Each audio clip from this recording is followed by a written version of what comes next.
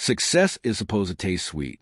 When I signed the final paper selling my company for $20 million, I felt like the years of sacrifice, sleepless nights, missed family dinners, the relentless grind had finally paid off.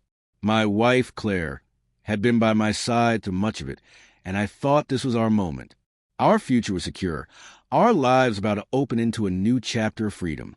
I decided to celebrate the only way I knew how. Big. We rented out the rooftop of one of the city's finest hotels, a skyline glittering around us. Friends, family, colleagues, they all came. Laughter filled the air, music pulsed from the speakers, and waiters floated around with trays of champagne. I was nervous, not because of the crowd, but because I wanted the toast to mean something. This wasn't just about money. It was about survival, growth, victory over the odds. As the night deepened, I stood with a glass in my hand, waiting for the DJ to lower the music so I could speak. That's when I noticed it. Out of the corner of my eye, at the edge of the crowd, my wife's sister, Hannah, leaned close to the table where my glass sat. Her movements were subtle, almost invisible. Almost. I watched as her hand tilted, as something small slipped into my champagne. She straightened quickly, her eyes darting around, landing on me for a split second before she smiled too sweetly and moved away. My stomach clenched. In an instant, the celebration turned into a storm inside my head. My hand froze halfway to raising the glass. I replayed what I saw again and again. There was no mistake. She had slipped something into my drink. Questions flooded me. Why would Hannah, my wife's own sister, want to drug me? Was this some kind of twisted prank? Or something darker? I lowered the glass slowly, my voice shaking as I tapped the microphone. Ladies and gentlemen, thank you for being here tonight. My words were automatic, rehearsed, but my eyes scanned the crowd for Hannah, for Claire, for answers I couldn't yet grasp. I stalled, raising the glass but not drinking, delivering a short, shallow toast. The crowd cheered, glasses clinked, and champagne flowed down throats. But not mine. My glass stayed full. Afterward, I slipped away from the noise and cornered Hannah in the hallway outside the rooftop doors. What did you put in my drink? I hissed. Her eyes widened, feigning innocence. What are you talking about? Don't play dumb. I snapped.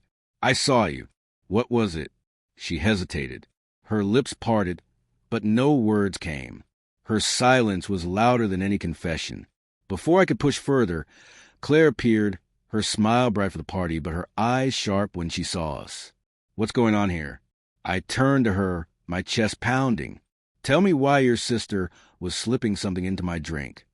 The color drained from Claire's face. For a flicker of a moment, she looked at Hannah, then back at me.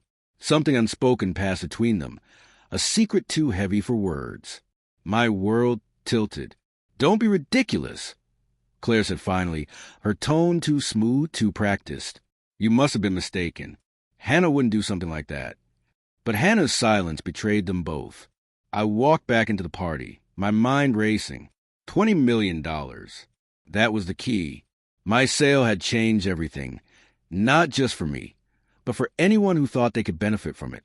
Suddenly, I realized that trust was as fragile as glass. The rest of the night was a blur.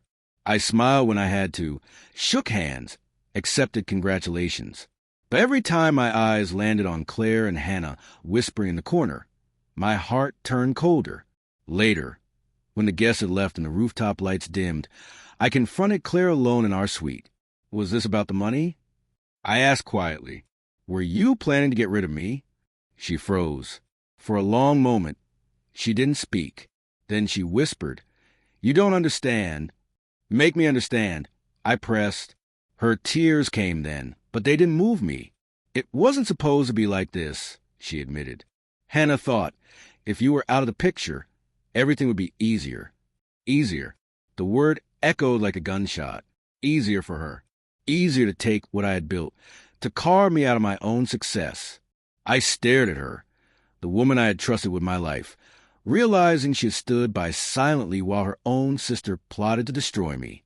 Whether she put Hannah up to it or simply let it happen, the betrayal was the same. I left that night, left the suite, the party, the life I thought I had secured with $20 million. Because money doesn't buy loyalty. Money doesn't protect you from betrayal. If anything, it paints a target on your back. The next morning, I filed reports. I protected my accounts. I secured what I could of fortune that now felt like a curse. And I cut Claire and Hannah out of my life, permanently. Sometimes betrayal doesn't come from enemies. Sometimes it comes from the people closest to you, the ones who smile at your success while sharpening knives behind your back. And sometimes, the most important toast you'll ever make is the silent one you give yourself when you walk away. Still standing, still breathing, refusing to let them win.